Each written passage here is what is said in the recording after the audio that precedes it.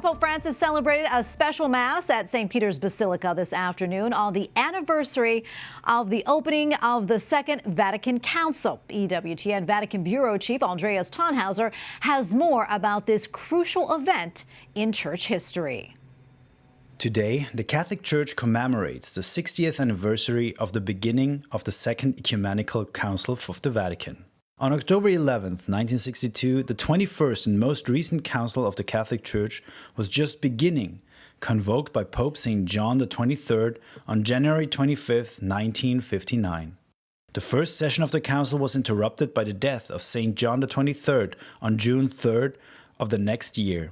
The other three sessions were convoked and presided over by his successor, Pope St. Paul VI, until the end of the work in December of 1965.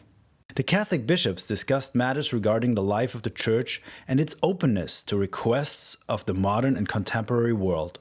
At the end of the Council, the Vatican promulgated 4 constitutions, 3 declarations, and 9 decrees. With the Council, fundamental characteristics of the liturgy changed, such as, for example, the active participation of the faithful in a Mass celebrated in the national language and no longer in Latin, and the reading and choice of texts. Particularly symbolic was also the reform of the Curia, with which it was decided to change the name of the Holy Office, the Vatican office that after the Council of Trent had taken the place of the Holy Inquisition, and it decreed the burning of Giordano Bruno and the trial of Galileo. The Holy Office became the Congregation of the Doctrine of the Faith. In another document, the Council accepted for the first time the idea of religious freedom. Numerous openings of the Second Vatican Council are still seen today.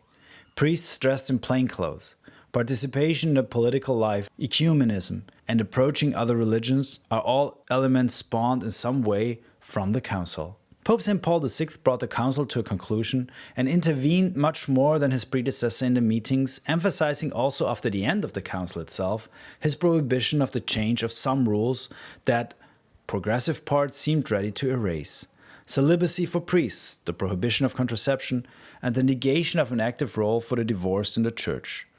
In substance, the Vatican did not rewrite the fundamental dogmas of the Church, creating a net separation with the past, but it gave the Church a new series of directives that could be applied in different ways according to the circumstances dictated by the times and places.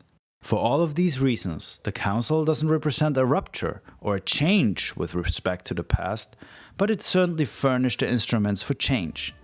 The Church didn't turn its definition upside down, but it simply updated to modern times the method with which to spread its message.